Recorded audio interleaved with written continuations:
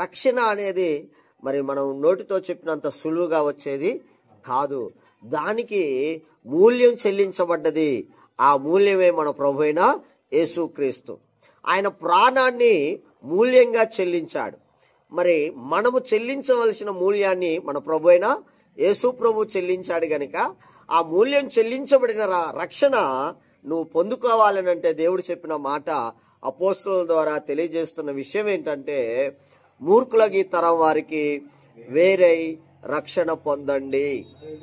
అందరు చెప్పండి హల్లెలూయా, హల్లెలూయా. కాబట్టి పిల్లరా, మూర్ఖులకి తరం వారికి మనము వేరై రక్షణ పొందాలి. రక్షణ పొందే వ్యక్తి వేరై, మూర్ఖులకు వేరై రక్షణ పొందాలి. మరి మూర్ఖులను మనం గుర్తుపట్టేది ఎలా అని మనం ఆలోచన చేస్తే, మనం సామెత గ్రంథంలో చదవగలిగినట్లయితే పిల్లారా, మూర్ఖుడు సంగతంతా వినకముందే తన మూఢతను వెళ్ళబుచ్చును అని అంటారు. ఏదైనా ఒక విషయం మీద మాట్లాడుచున్నప్పుడు ఆ విషయం పూర్తి కాకముందే అతని అంతరంగంలో ఉన్న మూఢత్వాన్ని వెళ్ళగక్కుతూ ఉంటారు. అంటే ఎదుటివారు చెప్పేదాన్ని పూర్తిగా వినరు. పూర్తిగా వినకుండా ఏం చేస్తారంటే వారి యొక్క మూఢతని వెళ్ళగక్కుతూ ఉంటారు. పూర్తి సమాచారాన్ని స్పష్టంగా తెలుసుకోరు. సగం సగంగా తెలుసుకొని మరి సమస్యలకి కారకులు అవుతూ ఉంటారు. కాబట్టి పిల్లరా, మరి అలాంటి మనుషులకు మనం ఏమవ్వాలట?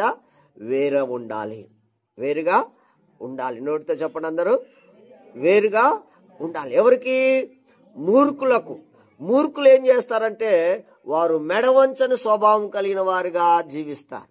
ఎలా జీవిస్తారు? రెండవది, మెడవంచని స్వభావం అంటే గర్వాంధులుగా ప్రవర్తిస్తుంటారు, అహంకారులుగా ప్రవర్తిస్తూ ఉంటారు. చిన్న పెద్ద తారతమ్యం లేకుండా, గౌరవ మర్యాదలు లేకుండా ఎలా మాట్లాడతారనంటే, మరి వారి జీవితాలను మనం గమనించినట్లయితే పిల్లారా, అహంకార స్వభావము చేత వారేమన్నా మాకు పెడుతున్నారా, వారు సొమ్ము ఏమన్నా మేము తింటున్నామా, వారు యొక్క ఆస్తులు ఏమన్నా మేము తీసుకెళ్తున్నామా అని చెప్పేసి తిరగబడి మాట్లాడుతూ ఉంటారు. దీంట్లో పెద్ద చిన్న గౌరవ మర్యాదలు అనేవి ఉన్నాయే తప్ప వారు ఏమన్నా మేము తింటున్నాం అనేది అహంకారాన్ని, మూర్ఖత్వాన్ని తెలియజేస్తుంది. పెద్దలని గౌరవించడం అనేది మన సంస్కారం, అది మన మంచితనాన్ని తెలియజేస్తుంది. అలా సంస్కారం కలిగి జీవించకుండా పైగా వాళ్ళ ఆస్తులు అంతస్తులు మేము తింటున్నావా, మా సొమ్ము మేము తింటున్నాం, మా నీళ్ళు మేము తాగుతున్నాం, మా కష్టం మేము తింటున్నాం, అంతేగాని వారికి మేము మర్యాద ఇవ్వాల్సిన అవసరం మాకు లేదు అని చెప్పేసి చెప్తూ ఉంటారు.